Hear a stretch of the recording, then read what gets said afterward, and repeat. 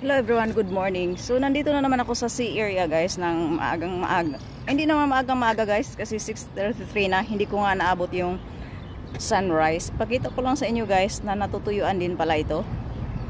Dagat. Hindi ko ito kung tunay na dagat guys or man-made. Siguro man-made ito guys, di ko alam. So ipakita ko sa inyo. So ayan. Yung area niya nyo, nakita mo yung buhangin or sand or soil or ano yan. Ayan, natutuyuan siya ditong banda sa gilid. Ayan. Ayan, may nagpipictorial doon.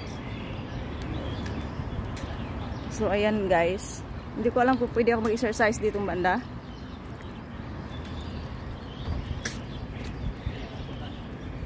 So ayan yung mga food stand na may mga upuan sa taas.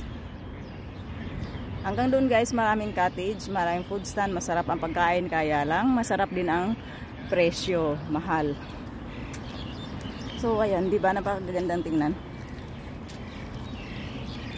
Ito yung area dito. Siguro dito yan kapag ano, pag may pupunta doon guys sa yate, dito dadaan, siyempre diyan.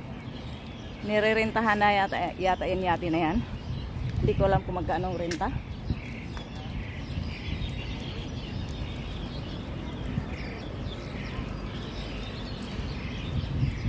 Ayan yun yate.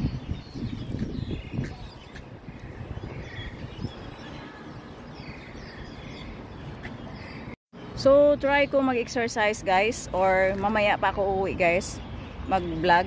Maganda sana kung nakadress ako, kaso ayoko nang umuwi para magganito na lang ako. Thank you so much for watching and please follow me. Bye for now. I'll see you on my next vlog.